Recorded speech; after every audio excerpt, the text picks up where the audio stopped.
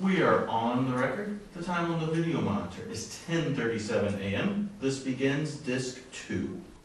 Now, I've placed here on the screen for you a copy of a document that has a number YCAA. Let me get rid of some of this stuff here.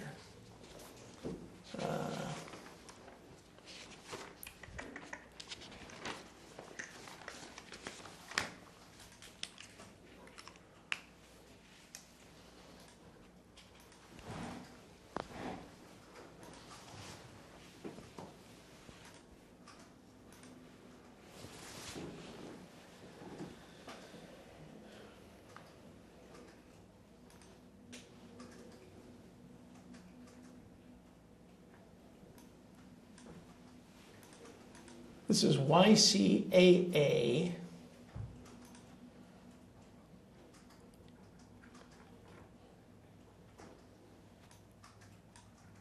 00943. Can you tell me what these are? Could you scroll up? Sure.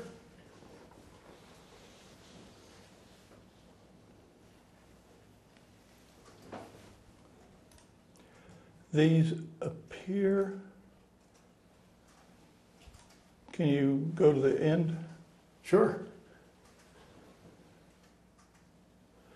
These appear to be draft minutes of the executive committee on October the 20th.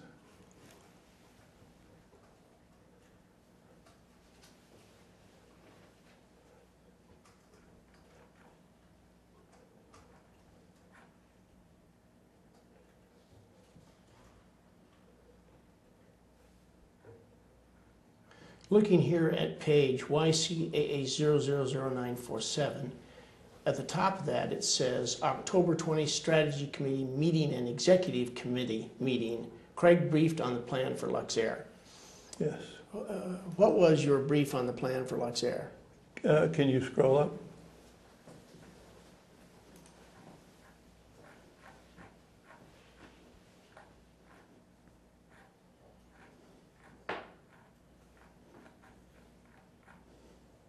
Okay. That information that you're looking at right there, plus a little bit on the page before. Okay, we're looking at the two pages then are described as YCAA 000943 and YCAA 00944. That's the information that you gave to the board? Yes. And there's probably another page there, but yes, you're in that area, yes. Says option 1, we can continue to apply pressure to Lux Air. What does that mean?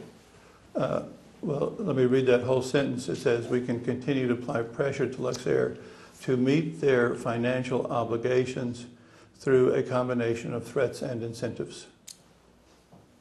Essentially what it means is we can continue to go on as we have been for the past year or so and try and get Lux Air to pay their rent on time and to pay their fuel flowage fees and the way we have been, which is to, coax them and when necessary issue a letter of default. And is that pretty much what you had been doing in the past with these guys? Yes. We issued them, we had completed the documentation to issue, and I'm not exactly sure of the timing of each one, a notice of default in March. I think we got close again in April, and I think on the March one, it was signed and sealed, and we were walking out the door to deliver it when someone with a check walked in. And so we took the back due rent that they had included, we held off on the letter. We came close again in April. In June, we actually issued a notice of default. In August, we issued them a letter to give them the opportunity to get current on what they owed us. That did not happen. We did that again with a a final letter of default on September the 3rd or 4th, and they did not meet those obligations. And so at that point, the balance due was getting quite high. And I became concerned and went to the board for guidance. So the last notice of default you gave them was this September 3rd or 4th notice that you're describing? Yes. That's a notice that you prepared, correct? It is not exactly. It is a letter that my attorney prepared. He gave that to me, and then I put a bit of a preamble on it, personalized it as it were, but did not change the specifics that the attorney had put in. That required rent to be paid by October 1, I believe, did it not? It required, yes, it required an immediate payment of $20,000. And then I believe we said we will then give you until October 1 to then get current on everything else.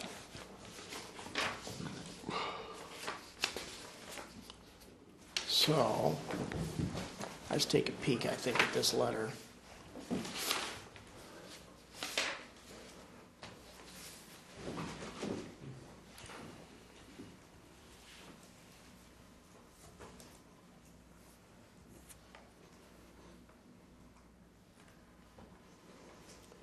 What you're talking about here is CL 00001 in front of you, correct? And I put CL 00002 up here as well. Yes. And can you scroll down? Well, what more to scroll down? You want another page? Yeah, it says page 2 of 3. That's I not, put on CL 00003 as well. okay. That's not the letter that. This is an early draft of that letter. It might be the one that we sent out just before, but the one that I'm thinking about has all the signatures on the second page as well. But this appears to be the letter that we sent out. So is CL 00001 and CL 00002 a copy of the letter that was sent out? It appears to be. Which part of this is your drafting and which part of this was done by your lawyer?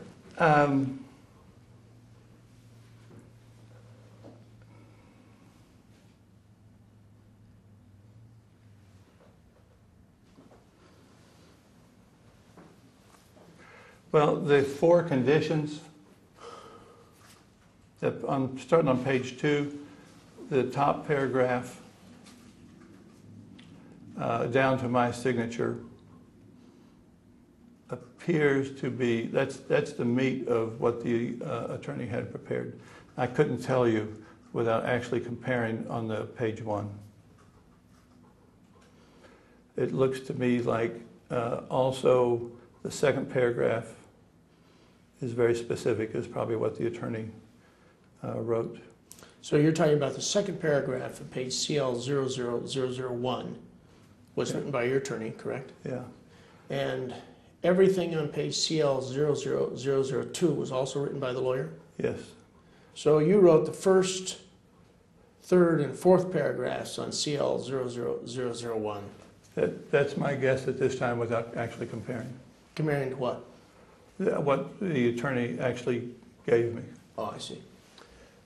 Now, was in fact a payment made by the folks at Lux Air during September of 2009? Yes, it's my understanding they made the initial payment of $20,000. Did they then make a payment on October 1? No, they did not. So, what did you do? I sent Mr. Berger a email, and I said, Tim, I sent that, I believe, on the 3rd. 30 grand is due today. He responded and said, you know, I'll try and have some information for you next week. Well, did you get any money from him? No. So what'd you do? I don't have documentary evidence of whether or not I spoke to him again after that until the 19th. What happened on the 19th? Prior to the 19th, and I don't remember on what day, Lux Air dropped the price of its fuel unexpectedly by 50 cents a gallon. That had never happened before, and so I became concerned and called Mr. Berger to ask him what was going on. My concern was that I knew that they had just taken a full delivery of fuel to top up their fuel tanks. I knew that they were in financial distress, and I was concerned that they were going to sell that fuel and close the doors. And so I called him to say, what's going on? And this was on what day? I believe this was the 19th. And why do you believe it was that day? In my journal, I've got a record that I called him on the 19th. Oh, have I got your journal? That was the journal we referred to with regards to accomplishments, a calendar per day before the deposition that we will be disclosing to you, and you may reserve the right to redepose them if there are questions that arise from the production of the journal. So you have reviewed that journal before coming here today to refresh your recollection? Yes. How long is this journal? It's about 80 pages. What kind of book is it kept in? It's in a computer database, you know, like a calendar file. Not particularly a calendar file, but it's just a computer database. So it's in a computer is what it's in? Yes. What kind of format? Lotus Notes. Beg your pardon? Lotus Notes. Is it something that you continue to use today? Yes. It begins when and ends when? I believe it began in the spring of 2007, and it's current as of today. My executive assistant updates it. On occasion, I do. That's Andrea Lopez? Yes. Takes it, and she keeps it current in the computer? Yes. I mean, relatively current, yes. The goal is, anytime I meet with someone, she puts in that I met with someone on that day. If there's a specific occurrence that I particularly want to make note of, I'll have her put that entry in there as well. For the record, we became aware of the journal system yesterday. Ms. Lopez also has a journal, and we will produce hers as well.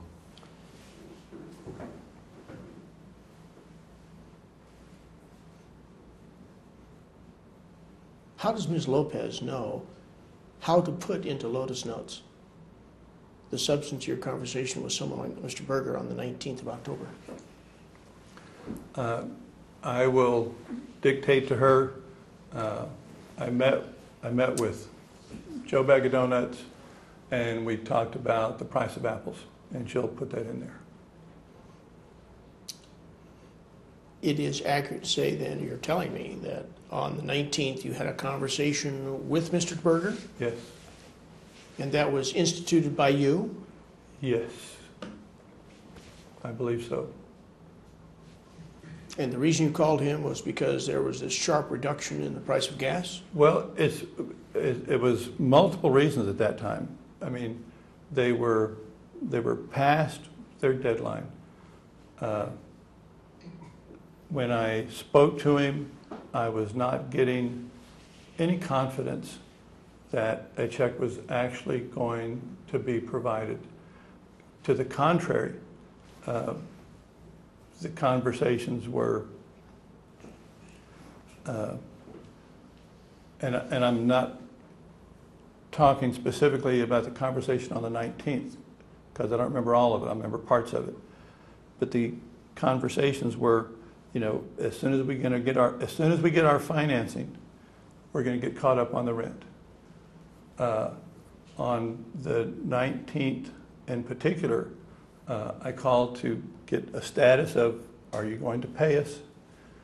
And again, because of the sudden reduction in fuel cost. And in that conversation, we did specifically talk about the financing that they were trying to arrange. And in that conversation, it became clear to me that, well, I had a couple of revelations. One, the financing that had been promised since the last summer had fallen apart, and whoever that person was, they were no longer talking to. Okay, and so all of the promises that had been made up till that time about that person closing that deal, in fact, weren't true. We talked about, okay, so who are you dealing with? And the conversation was so unspecific, it gave me a lot of concern. And then he made the comment, and besides, if this deal doesn't work out, we've got a couple more in the pipeline, or something to that effect. That filled me with even greater concern, because now I felt like, okay, they're not paying us our rent. They're telling us that we're not going to get our rent paid until the financing comes through. They're not paying us our fuel flowage money. And at this point, if they don't have a deal in hand, there's no way they're ever going to meet the deadline on their lease to have the building constructed. At the same time, I think their amount due was in excess of, I don't know the number, but I think it was in excess of $40,000. And we were days away from, let me see, that was October the 1st of November, and on the 1st of November, now it's going to be up in the neighborhood of $75,000. If I go over $50,000, I got to talk to the board. Now I'm getting close to even higher than that. And so I called the board and I said, I've lost confidence. I need to tell you what's going on, and you need to give me guidance.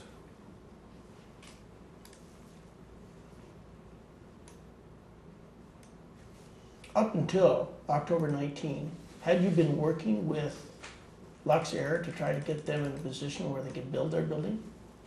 Absolutely. Well, I mean, I'm not sure what you're asking me. I had been working with the city to accomplish lot ties and a sewer easement. I'm not sure if that's what you're referring to. Well, in fact, that is. As recently as October 13, you were briefing the board on the status of the lot tie between lot 25 and 26 and the sewer abandonment, correct? Yes. That's because you were actively working in the middle of October to make it so that Lux Air could build its terminal. Yes. And you were having discussions with the folks at Lux Air about getting this done so that they could be building the terminal. Yes. So this is after October 1, you're still having these discussions with Lux Air about having them build the terminal. Yes. And you were encouraged that they were anxious to build the terminal. Yes. On October 19, what you're telling me is things changed because of this conversation that you instituted with Mr. Berger. I wouldn't say things changed, I would say things evolved. we worked with Lux Air as one of our partners from the word go. And so even though they were up and down on the amount of lateness on what they owed us, we hoped for the best, that the financing that they were trying to arrange would come together. If it came together, everybody wins. But we had to bear in mind the fact that it might not. And so we kept a very close tabs on the balance. And anytime they got excessively late, we would issue warnings, notice of default, whatever. It appeared they just did not have the funds to meet their obligation. And the more time went by, the less hope there was that they were going to get to that point. And you say the less hope that you had that they would get to that point. I would say Foundation. the less hope that we had, because I shared my thoughts and feelings with my board members.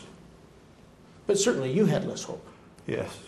Now, when you took over the Lux Air facility, you took all their documents and financial records and stuff, didn't you? Yes. What did you do with those? We stored them for them to pick up.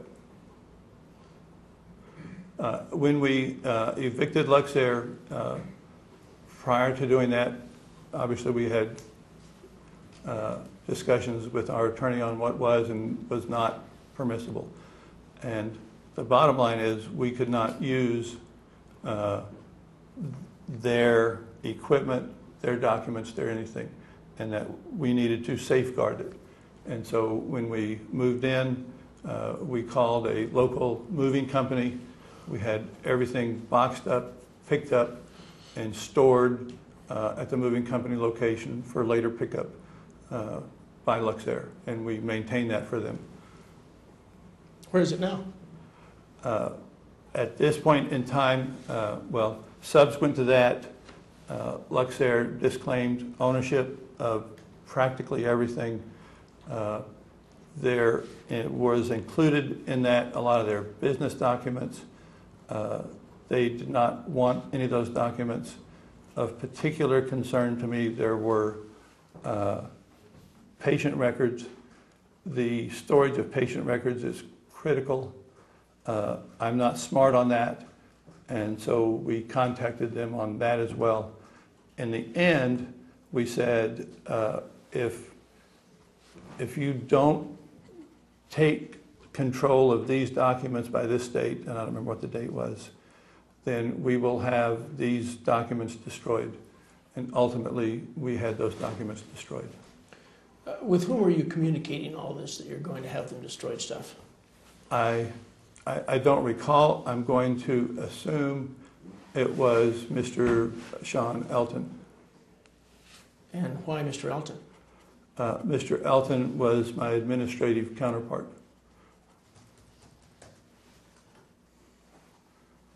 At one point, Mr. Elton and Mr. Berger and another gentleman, I don't know his name, came to visit us and view all of their material.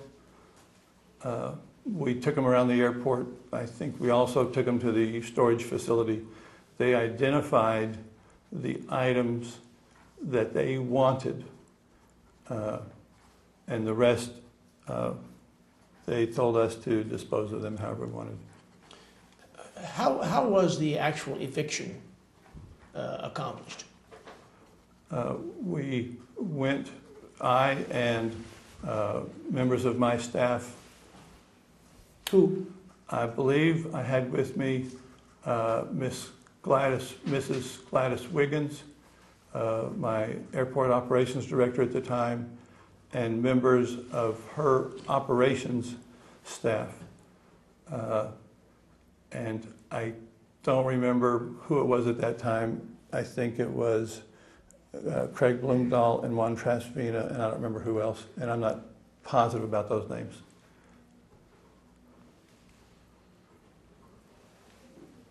Had a couple of guys with guns.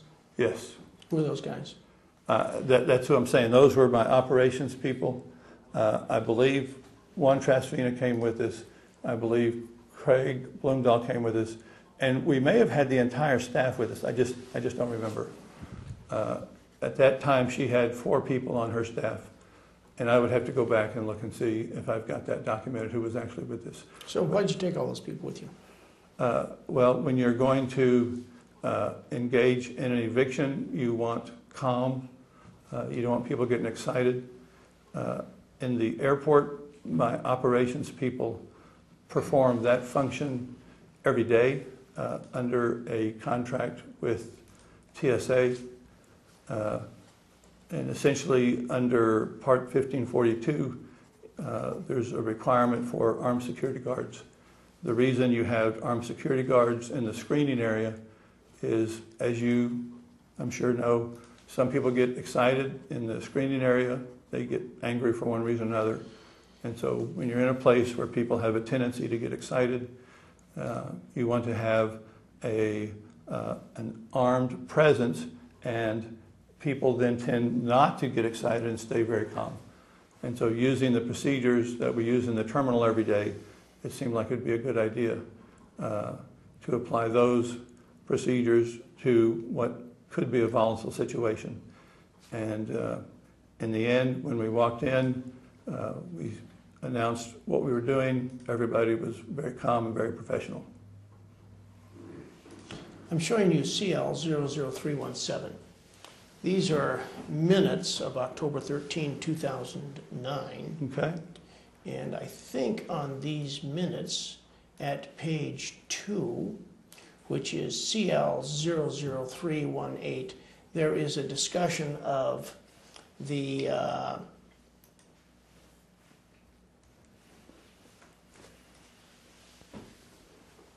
committee reports. Let's see here. I think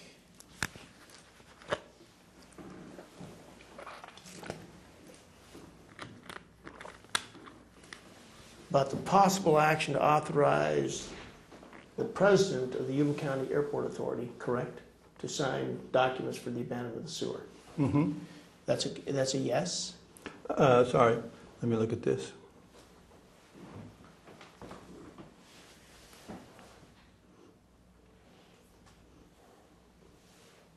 Yes. There was discussion at this meeting, was there not, about the status of Lux Air's financial relationships with the board, with the airport. Are you saying that's in the minutes? No, I'm not saying it's in the minutes, it's just a question.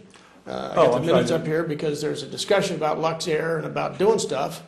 And so you, in fact, were asked by board members, what's the status of Lux Air and their payments? Weren't you? Foundation form. I don't recall that question.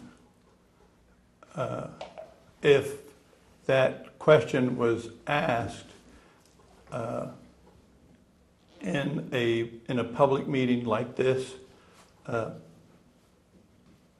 I would have given a general answer. At this time, obviously, we were all very concerned about Lux Air because it's October the 13th. They made their initial payment, but it's well after the 1st. They missed their payment on the 1st. I inquired. I was told, we'll get back to you. I don't recall if Mr. Berger got back to me or not, but regardless, by the 13th, there's still no money. And so we were all concerned about it. However, this is a public meeting. I do not want to embarrass Lux Air or Mr. Berger by discussing, their finances in public. And so I would not have, if there was a specific question that had to delve into sensitive matters like that, we would have gone into executive session, and we didn't. So I'm not sure what question you're talking about. Well, I'll tell you that Mr. Berger and Mr. Tim both recall you telling a board member who raised the question that everything was fine, everything was under control. I mean, would you say that Mr. Berger is a liar if he recalls you saying that? Foundation form. I do not recall that. If I could look at the more detailed notes that Andrea take, it might be in there, and that might jog my memory. I'm not saying it didn't happen. I'm just saying I don't recall it. I don't have any more detailed notes that Andrea takes. Have those something that have not been produced to me? I'm not aware of other notes other than the calendar logbook. The logbook I'm discussing, it's more like a computer, who did you meet with each day. I'm not aware of notes from Andrea with regards to this meeting. Well, we will Sure. look, and if we find it, we will produce it, and you'll have the opportunity to so ask Mr. questions. Tim and Mr. Berger are going to testify that they heard you tell a board member that the financial situation with Lux Air was okay as of the date of this meeting, October 13th. Do you recall anything about that? Move to strike foundation form. Go ahead. Can I answer that question? Please go Okay. ahead. I'm sorry, I do not. But I'm not saying it didn't happen. I just don't recall at this moment. Would that have been something that you would have said in response to a board member at this opening meeting? I At this don't open think- meet. Here, let me finish the question. Would it have been something that you would have said at this public meeting on October 13, 2006, to a board member who asked if Lux Air was okay financially? You would have said something like, "Yeah, everything's fine. We're in good shape." Foundation form. I would hope not. You would hope that you would say something instead that I would- was like, what? I would say something, let me get back to you on that. We're working those issues, something like that. And then if necessary, I could get with that board member and find out more specifically what he wanted.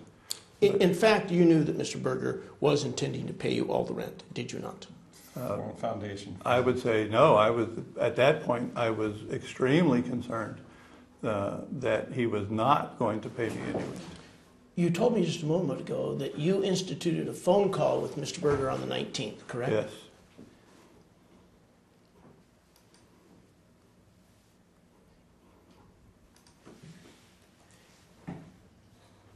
Is it not true that on that phone call, you asked Mr. Berger about the payment of rent? I'm sure I did. Didn't he tell you on that date that they were going to pay you by the end of the month, by November 1?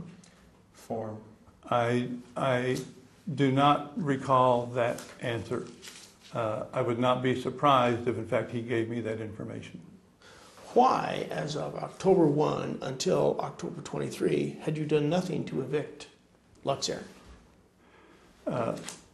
It's a big step, and you want to take it carefully. And before I do anything like that, I want to talk to the board and get guidance. And these things take time. I want to show you a couple of letters that were written by you or someone at your request. First, do you know what the term time of the essence means?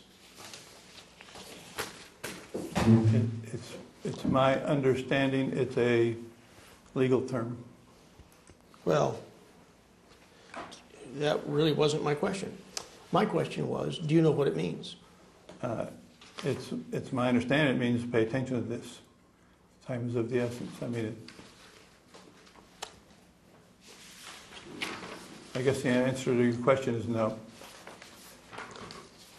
I'm going to show you a couple of emails here, and I just want to run through these quickly, and maybe you can just confirm whether these are emails that you've seen or know something about.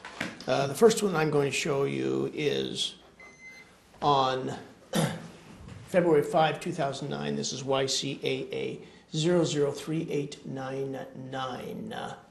Okay. And this is about Well, it's from Junior to you, I guess. This Mr. Hinkle? Yes. How come you call him Mr. Hinkle Junior? That's his nickname. He prefers that name. Oh. This is an email, is it not, where you say here on page 2 that you need reports to avoid a notice of default. Were you, in fact, thinking about issuing a notice of default in February 2009 because of fuel flowage fee problems from December 2008? Foundation form. I'm sorry, could you repeat that question? Well, yeah. Lux Air was in default here on February 5, 2009, weren't they? Okay. Were they?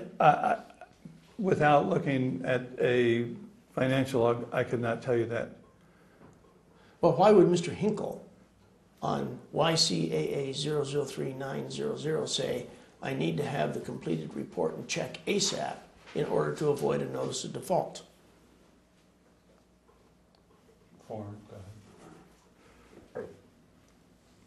He would not have said that unless they were behind on the money they owed us. So you knew as of February that Lux Air was behind. Oh, yes.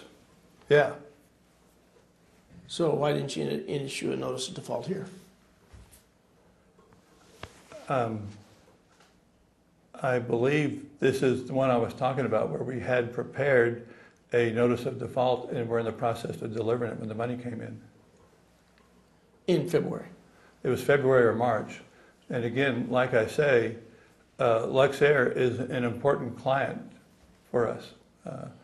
And so we're going to work with him as much as we can to come to an accommodation. I'm not putting it put on screen YCAA 001088. This is Andrea Lopez to you forwarding another email that likewise says that, well, Lux Air is working on obtaining financing, currently negotiating with maintenance people, working on the lot tie, and they're behind in the rent, aren't they? Yes. Let me show you this one. This is YCAA 001052. This is the Lux Air weekly update from Andrea Lopez to you. And in this particular situation, in early March, we have Lux Air still behind, aren't they? Yes. And yet if I go to page 3 of this, we find here that someone is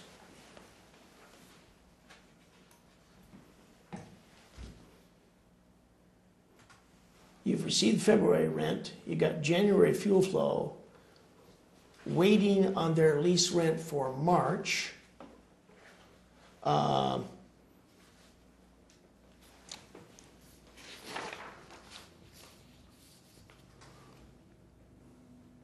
I guess you're letting them pay late, weren't you?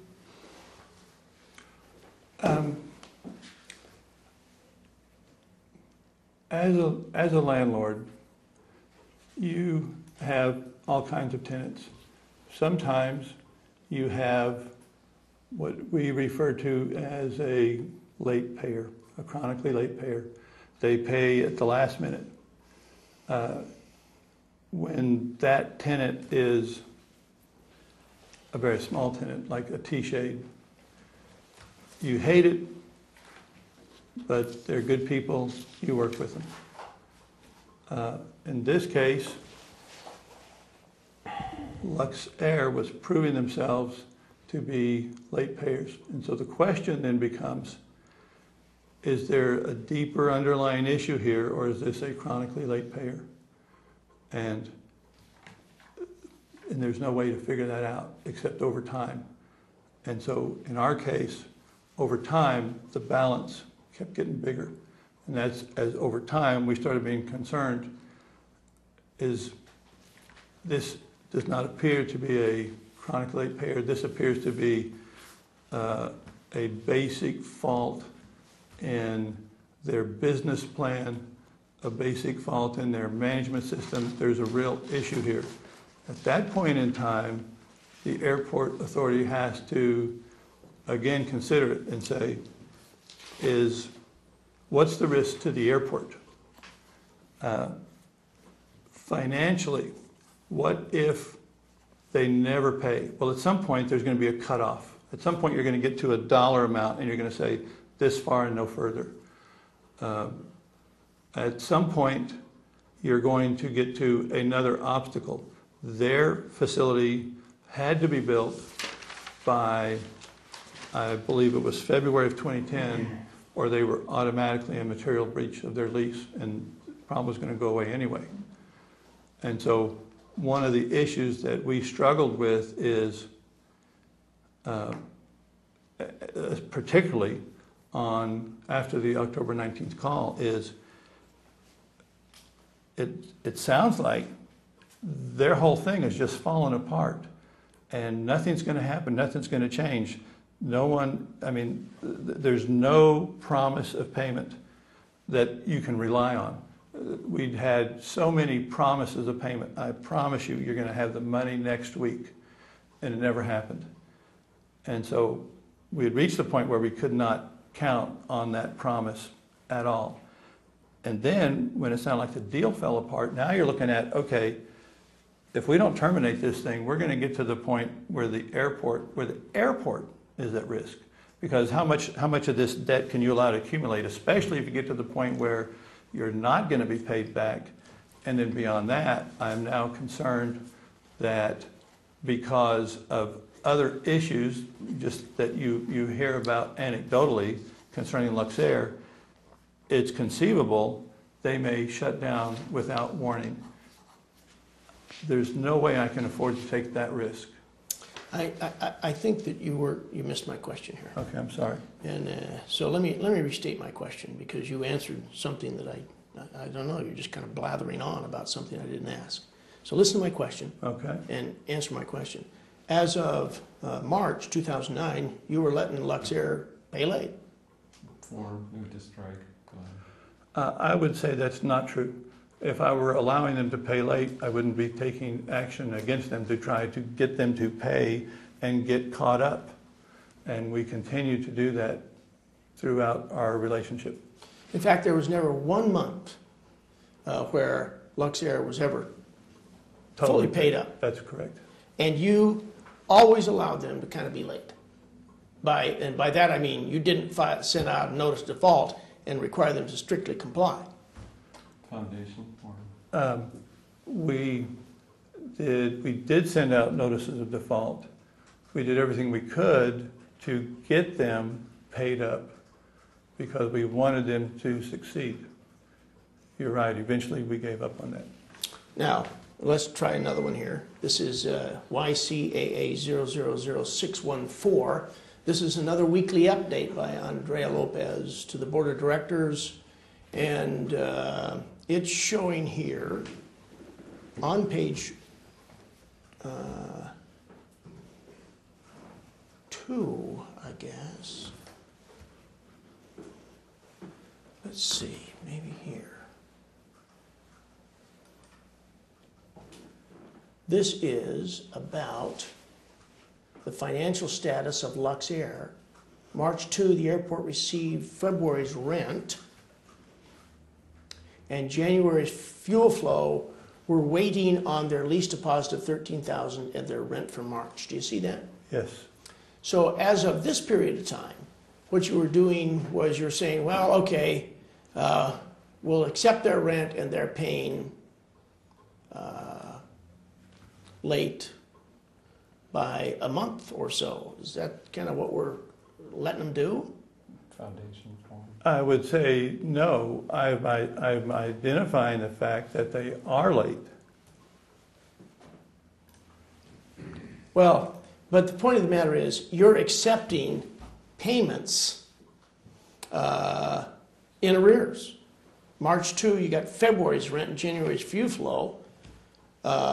You're waiting for their rent for March and their lease deposit. You weren't kicking them out.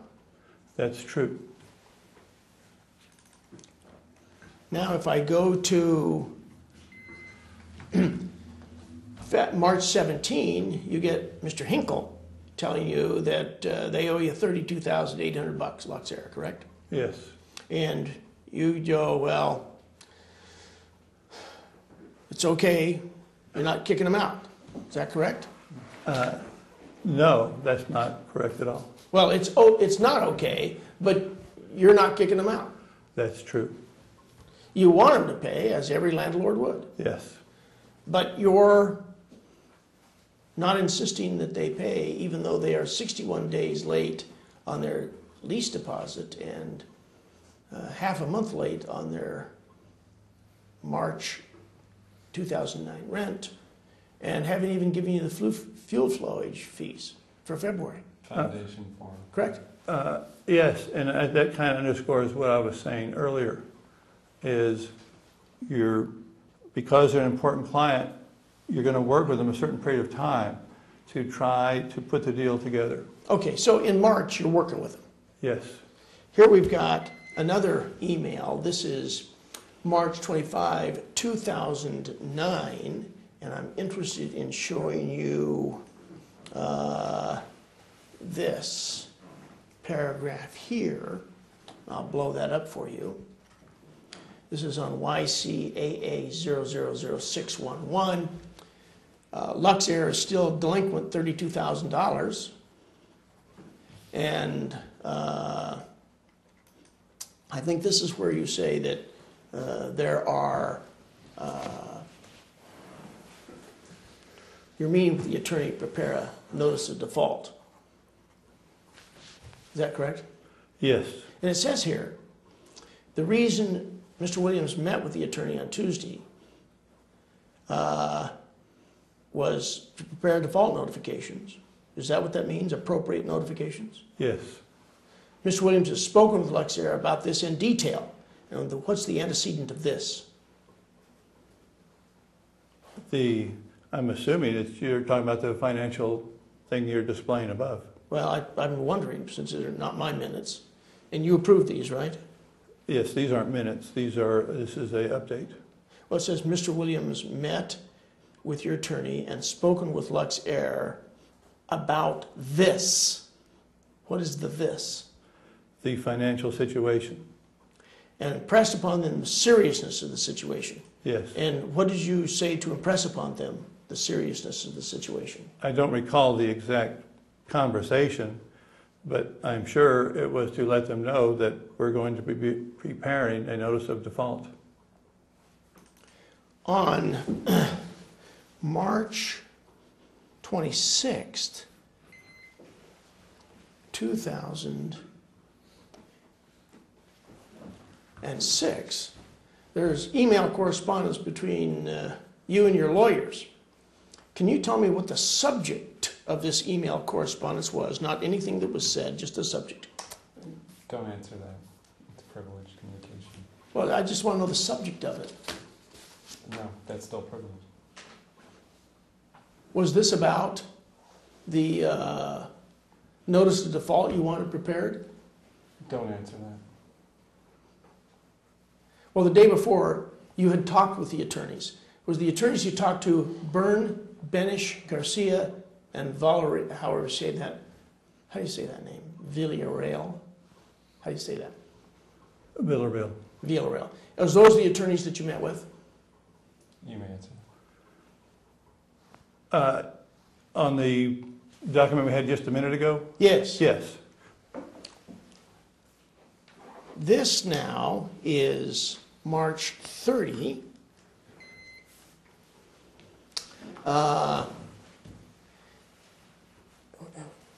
This is a two-page draft of something. Looks like a default letter to me. Is this the one that you say was not sent out because they came in and paid the rent? Yes, that's my belief. In this particular letter, YCAA 001393 and YCAA 001394, there is a paragraph on the first page that says, time is of the essence is hereby reinstated. Do you know what that means? No. Well, I didn't at that time. I do now. Oh, what does it mean now to your Well, well, I kind of do now. It's my understanding that that is a legal term that means it's more important. I guess I don't understand precisely what it means, but it means that the timing is important. I notice in your September 2009 notice of default, there is no phrase in there that says time is of the essence, is hereby reinstated. Why? I couldn't tell you that.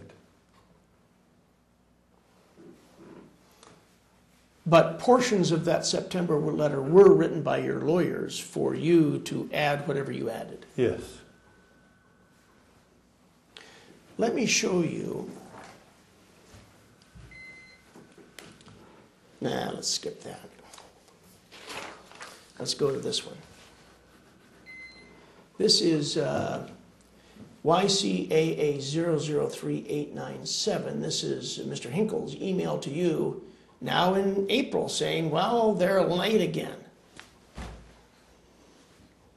What? Well, they've actually overpaid their rent, but they haven't paid their deposit. Foundation form.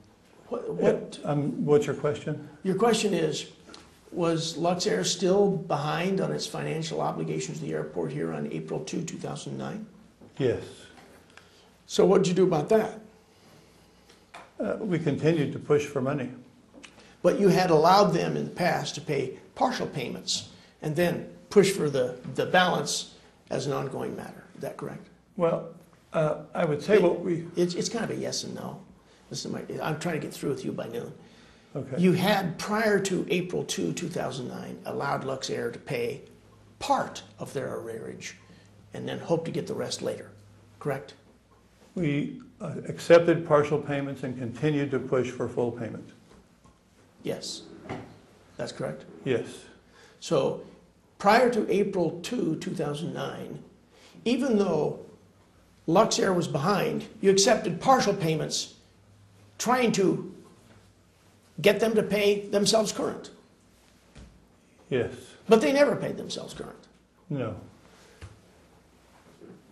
They never, that is correct, they never paid themselves current then. Is that correct? I believe that's correct. Now here is April 7, 2009. This is another Andrea Lopez. Looks like the weekly Lux Air update. Why were there weekly updates? The airport board was concerned about the status of Lux Air. They had assumed a new burden with I believe this is subsequent to the purchase of Betco. In doing that, they had assumed new obligations with regard to removing industrial waste on the airport. They had established a history of late payments, and so the board wanted us to track them very closely and give them weekly and then later periodic updates on their status. Something has been forwarded by Andrea Lopez to you, and it says, Craig, could you also be more specific as to the progress made by Lux Air for funding? From whom is that forwarded email? I could not tell you without digging into the computer system. It appears this is a response from a board member to Andrea which she then forwarded to me to investigate. There is a note as a part of this email that says it may be protected by the attorney-client privilege and attorney work product doctrine. So I sort of presume this came from a lawyer. You're right, I hadn't noticed that. Is there a lawyer on the board? No.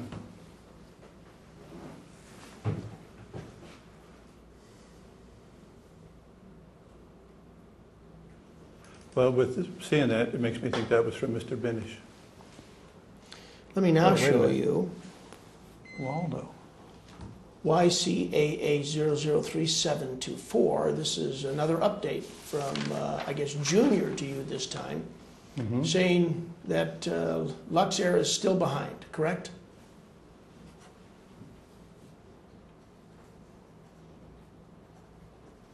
Yes. And then if we go to this one, this is April 23, YCAA 001682.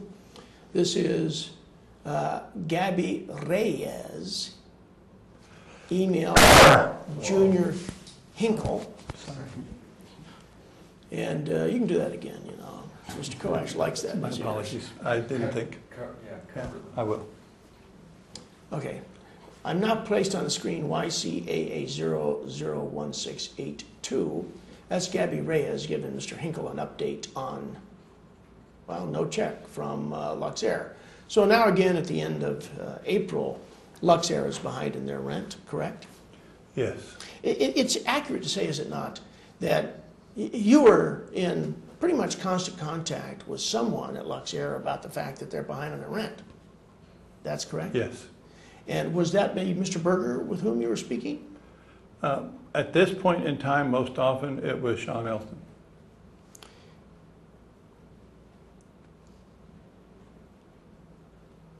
So if I take from April 23 now and go to April 27, I get another weekly update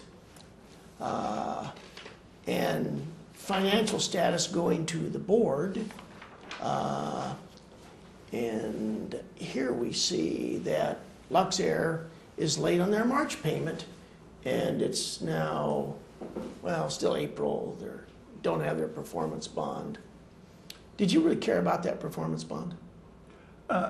We did care about it, but we, through a variety of reasons, we finally dropped the requirement for the performance bond, and we no longer have that as a requirement. Well, did you ever drop that requirements from Lux Air? I don't recall the answer to that. I think we finally dropped the requirement, but I'm not sure. You just told someone you don't need to bother with that I don't recall, but I think so, at Lux Air. at Lux Air. Let's go. I'm just not sure. Let's go to May 27. This is another Lux Air update from Mr. Hinkle to you, saying they still owe rent, still owe fuel flowage, and still haven't paid the deposit. At this time, end of May 2009, you're still working with getting Lux Air to be current. Yes. This email, YCAA 003920, is from Mr. Hinkle directly to Mr. Berger. When was it that Mr. Hinkle would be writing to Mr. Berger or someone at Lux Air as opposed to you? As you see, it's about a insurance certificate, and Mr. Hinkle handles those issues with all of our tenants. Mr. Hinkle and his staff. This particular email, however, also says, FYI, we haven't received the May report, April fuel flowage fees, and you're behind in rent. Is this something Mr. Hinkle should have been sending out? He and I work very closely together, and an instance like this where you have an ongoing issue and he's given them an update, I would not have any problems with that. He initiated the email, obviously, for insurance certificate, and brought up the back rent issue at the same time. In the normal course of events, his staff handles collections Collections on what? on monies due us from tenants and other people. Like rent? Yes. So his staff would be some people that I should be talking to about what they have done to try to get rent from Lux Air? No, that's not what I said. I said in the normal course of events, his staff will handle collections, and so I can see that's why he would send that. On something the size of Lux Air, I'm going to be more involved in that.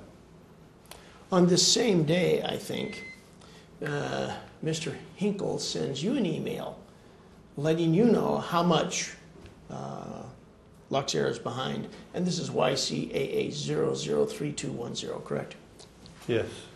Let me now show you this letter. This is CL 00005. Do you recognize this letter? Also CL 00006. Yes. What is it? This is another notice of default. And this is the first notice, is it not, that actually has been delivered to Mr. Berger or anyone at Lux Air? Yes, I believe that's true. What was the purpose of this? To let them know that in their default on their lease and they need to get current. I noticed that this particular letter doesn't reinstate time of the essence either. Why is that? I don't know the answer to that. But what it does say that in the event Lux Air fails to fully comply with this money demand for $19,000, the airport authority will hold Lux Air a material breach on all four leases, correct? Yes. What did you think this meant? When you got a copy of this letter, didn't you? Yes. In fact, you're the one who instructed Mr. Benish to send out this letter, are you not? Yes. What did you expect to accomplish by this? I expected that Lux Air would get current on their rent. But they didn't, did they? I don't recall the particulars after this. I suspect we got some money from them, but not current. So why did you send out a notice of default and then do nothing? I suspect because we got partial payment. And so, again, as long as there's hope that we're going to eventually get to the end, then you want to work with your client as best you can. When you've lost hope, then there's no sense in moving on. This email is dated June 12. And it is Mr. Sean Elton to various people. But I'm interested in the one from Mr. Berger here at the bottom. The one to Mr. Berger at the bottom by Sean Elton. When he says here that there is this small contingent, a minor contingent on the board up in arms, would you have any idea, as you sit here today, why Mr. Elton would say something like there's a minor contingent of people on the board who are up in arms? I'm sure I told Mr. Elton, as I said, the board was requiring me to give them updates. There were a few board members who were very dissatisfied with the performance of Lux Air. And who were those people? I honestly do not know. I don't recall. Those people on the board at the time that you evicted Lux Air. Yes, they must have been. This is dated 2009, so they must have been. Of those people who are still on the board, how many were, as so to speak, up in arms about Lux Air? Informed, go ahead. I would say 3 or 4. It could have been 4 or 5. How many in total are there? 14.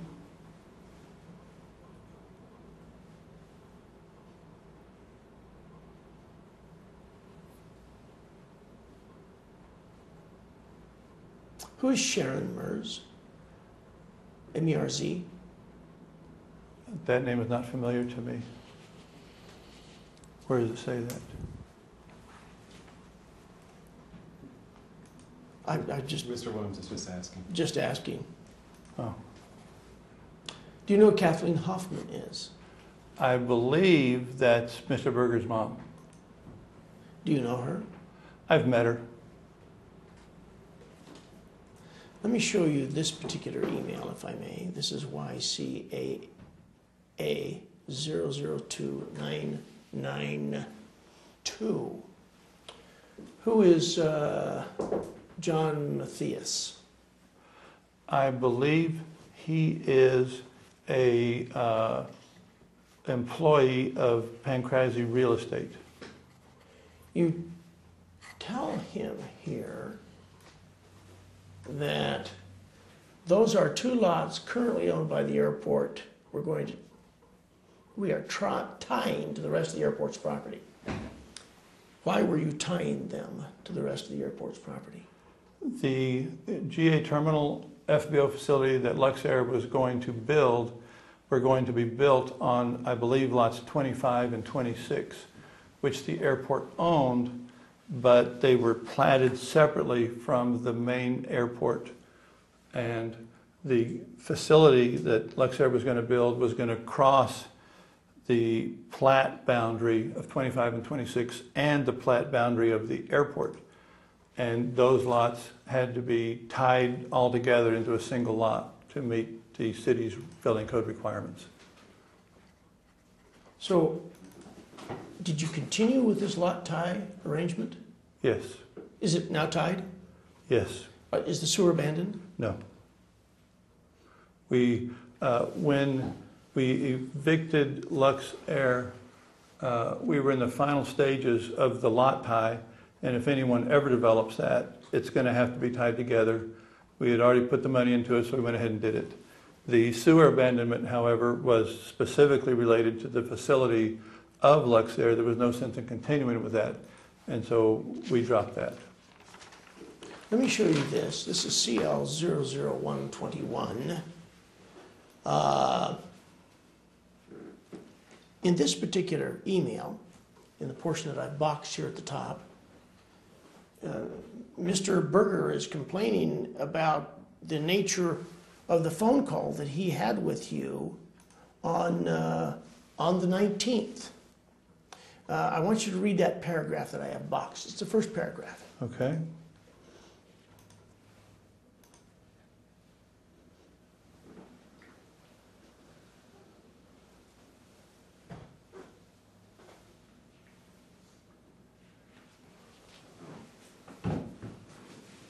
Okay. Is there anything in that particular email that was sent to you on October 24 that is not true?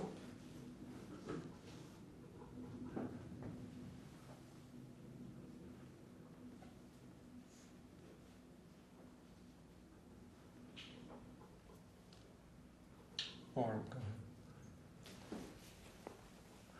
ahead. Yes. Tell me what is not true. The comment, payment was offered on Friday and you refused it. Why? Payment was never offered to me. Is there anything else in this first paragraph on page CL00121 that is untrue? Warren.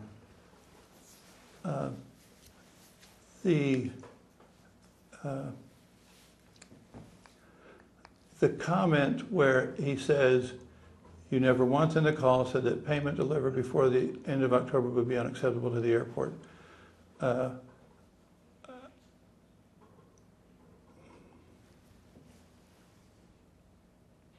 I never implied that it was acceptable. Well, And so, so what are you telling me? That Mr. Berger was not telling the truth when he says that you never once in the call said that payment delivered before the end of October would be unacceptable? Did you say anything like that? Foundation form. I do not recall any comment like that in any way. Well, he says you didn't make a comment like that, so there wouldn't be anything to recall. Foundation form, go ahead and answer. Yes, and so as I read that sentence, I cannot say that sentence is untrue. Okay.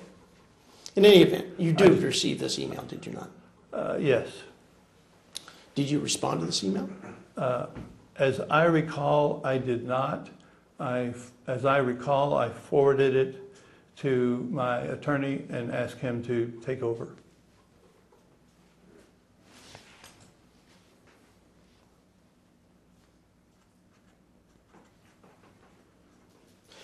It also says in here, and this is of interest to me as well, that CareFlight employees are operating in our building telling customers that we went out of business and they are using our equipment.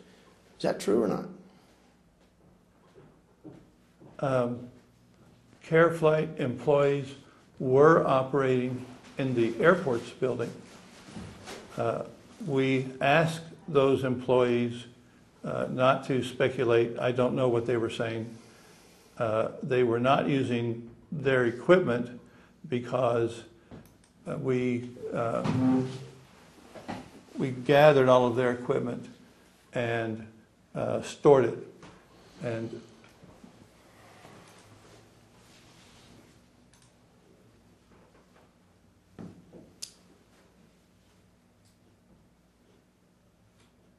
how are they fueling the regional jets then? CareFlight, I don't know the exact details. CareFlight had refueling trucks. I don't know if they were using their own refueling trucks for that, or if they were using refueling trucks that were being leased previously to Lux Air and now to CareFlight. I don't know the specifics. CareFlight had some of their own fuel trucks, so I'm assuming they were using those. Going back to a statement that you made, that you don't recall being told on Friday, October 23, that Lux Air was prepared to pay you in full. I think you said that, correct? That is true. No one offered me payment on Friday. If at noon on October 23, 2009, and Mr. Berger had walked into your office with a check that brought the airport completely full, would you have taken it? At that point in time, I would have called my attorney. I would have told him payment was being presented. It is my understanding he would have told me accept the payment. How do you have the understanding of what your lawyer would have told you if at noon on October 23, someone had given you payment in full?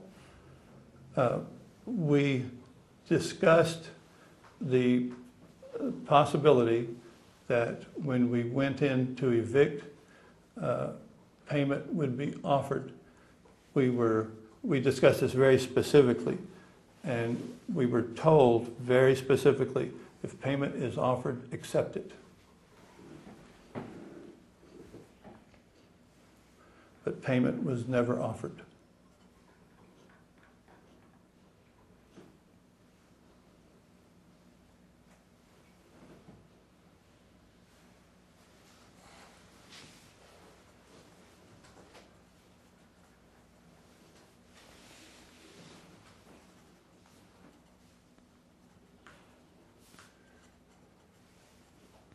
Have you continued to get monthly fuel reports from both CareFlight and Millionaire since you have evicted Lux Air? We have gotten monthly fuel reports. We got them from CareFlight up until the time they ceased refueling operations.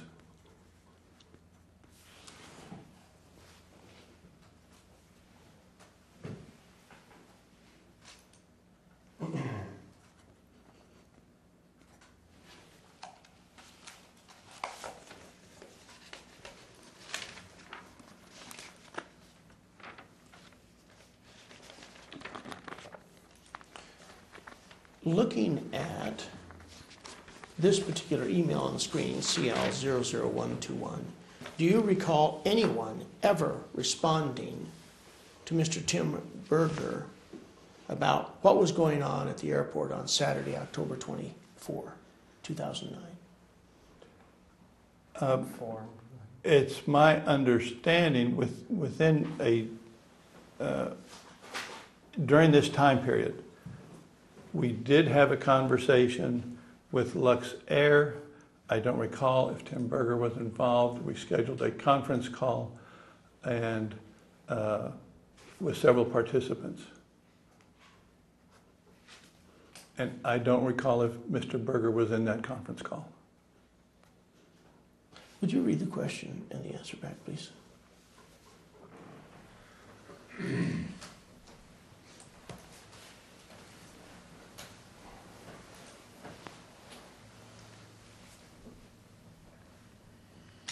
Looking at this particular email on the screen, that's CL00121, do you recall anyone ever responding to Mr. Tim Berger about what was going on at the airport on Saturday, October 24, 2009? Answer, it's my understanding during this time period, we did have a conversation with Lux Air. I don't recall if Tim Berger was involved. We scheduled a conference call and with several participants, and I don't recall if Mr. Berger was in that conference call. Were you part of the we that had this conference call? Yes. And what was the subject of that conference call?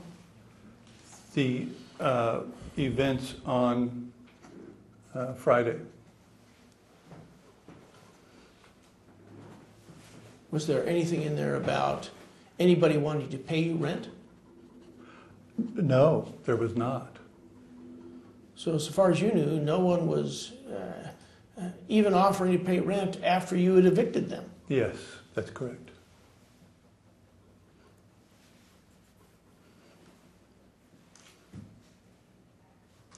Let me show you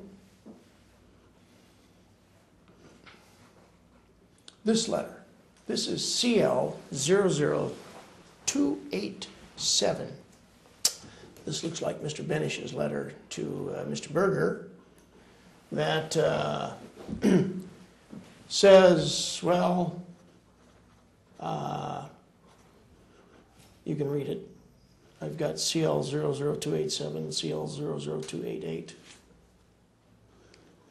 Is this letter dated October 27, 2009, CL00287 and CL00288, the response that was given to Mr. Berger's Saturday, October 24 email to you?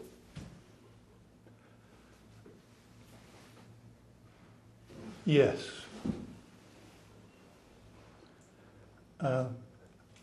Going back to your previous question, I don't recall if I responded to Mr. Berger's email myself or not.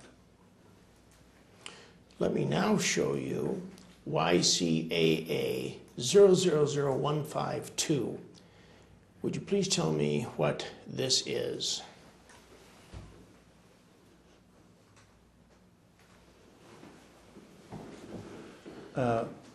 That's a press release that was prepared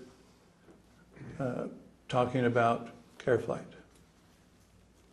Well, it's talking about Lux Air ceasing the operation of business, correct?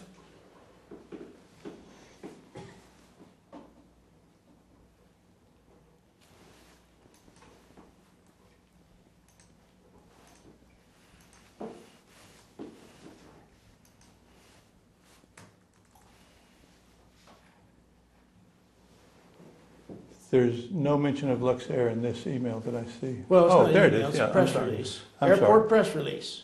Yeah. Effective October 23, Lux Air ceased to provide fixed base operator service. Yeah. That's not true, is it?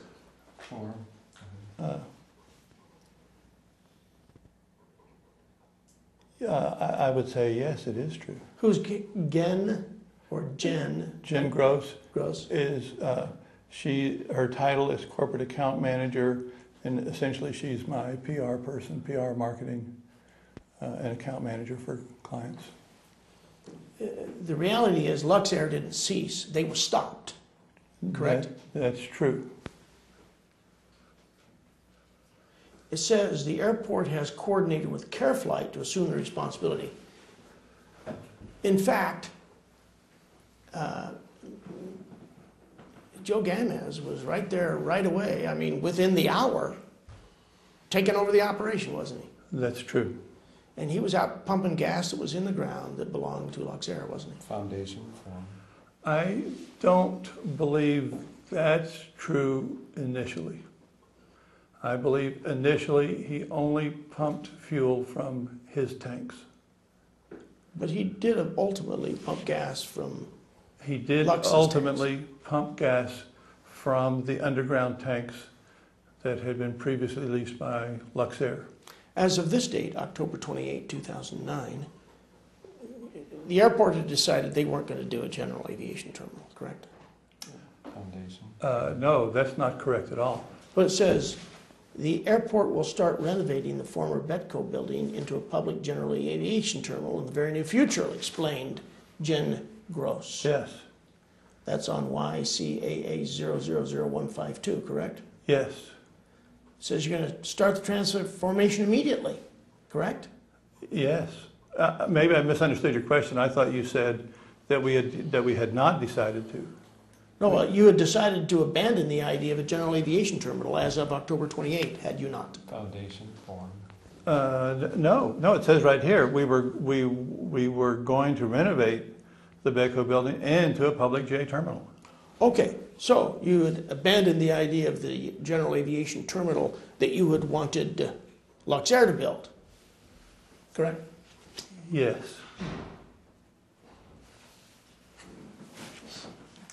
Who authorized this press release to go out? Me. Did you approve all the language in YCAA 000152 before it went out? Yes. Let me show you this particular document. This is CL 00227. Lux Air no longer operating at the building. Did you read this? Form. Go ahead. I don't know. I've got a question here. It says, the airport just lost a big chunk of revenue with the loss, said Craig Williams, the airport manager. Did you say something like that to Joyce Lobeck, the Sun staff writer for the Yuma paper? I must have. I don't recall specific comments. It also says in here that you said, to fill the void, CareFlight Aviation is now the airport's primary fuel provider, correct? Yes. That had been prearranged that CareFlight would come in and take over the Lux Air operation before you and the armed guards walked in and threw out the people, correct? Yes. How long before? It had happened on the 21st, to the best of my recollection. So from the 21st onward, Mr. Gamez knew that he was coming in to take over the operation of Lux Air. Is that correct? He knew that was the plan, yes.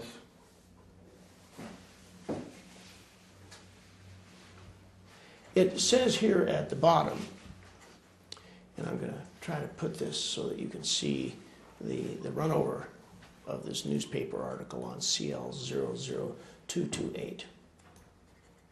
It says, we are very grateful to Joe Gamez, the local CareFlight station manager, for the way he stepped up to the plate.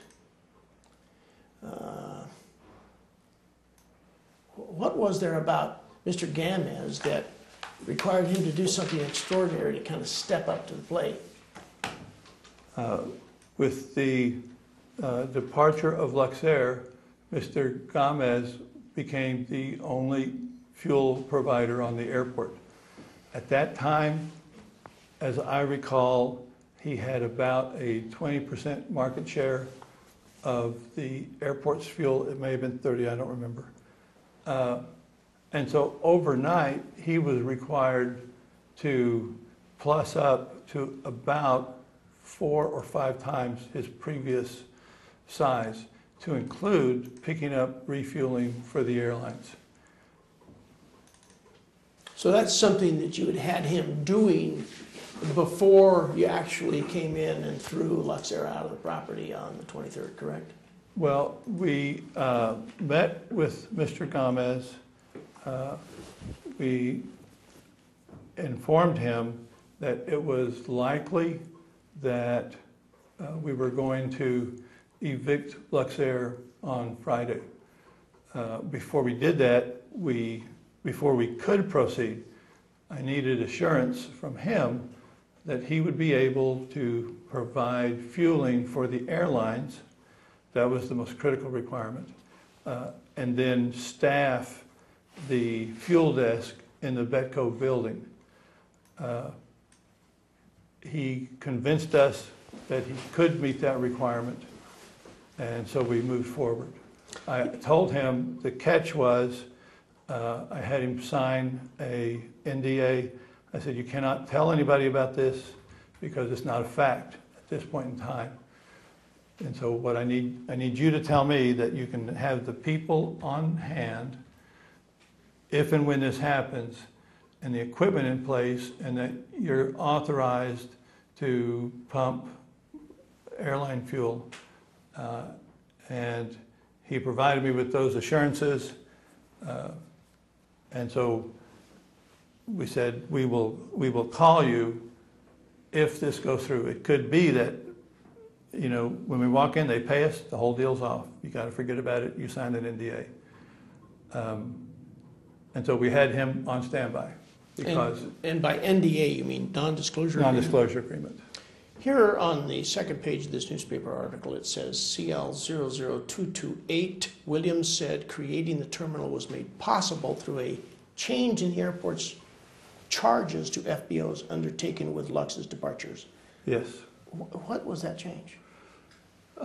The change was that we were going to stop collecting rent on airport ramp from FBOs. Instead, we were going to increase the fuel flowage fee up to 22 cents.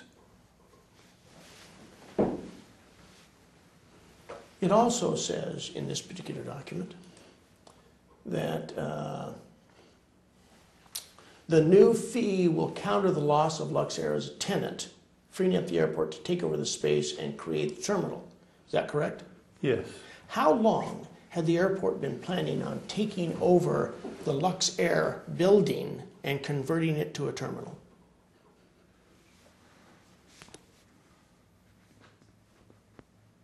Since October the 20th at the strategy committee meeting.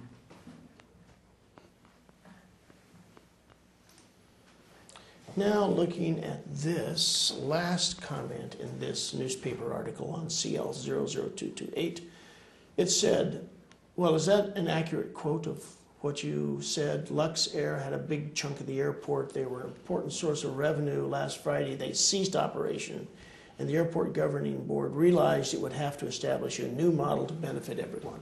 Yes. Is it accurate to say then that you knew that the model under which Lux Air was operating was something that wouldn't work? Go ahead. I'm not sure what your question is. We knew once the eviction was complete, we suspected, and Mr. Gomez confirmed, he was not interested in leasing the ramp formerly leased by Lux Air. That meant that we lost all that revenue. And so we then had to come up with a new model, which we did that weekend. Okay, I want to take a 5-minute break, and then I think I'm through with you, Mr. Williams, but I want to just check with people who are smarter than I am to see if I really am. So we'll be 5 minutes. We have one or two questions. We are off the record. The time on the video monitor is 12:07 p.m.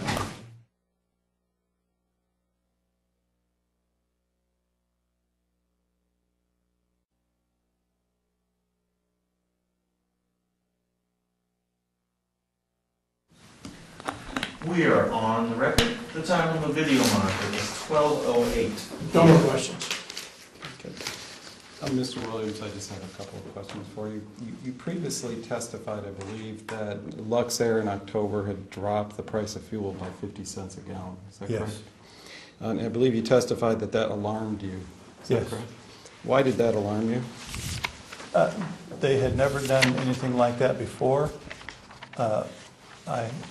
With that report, I had also been told they had just received a full load of fuel. I was aware of their financial difficulties at our airport and at other airports, and what I had read in the media, and was concerned that in the overall scheme of Lux Air's issues, that we might be dropped. And by dropped, what do you mean by that? That they might just suddenly close the doors without advance notice. In which case, I would have airlines landing with passengers and trying to take off, and not not have anyone there to service them. And did you ever agree with Mr. Berger to extend the deadline for payment from October 1, 2009 to the end of October No. at any time? I never did, no. Nothing further? We're done. We are off the record. The time on the video monitor is 12:10 p.m. This concludes this too, and this concludes the deposition.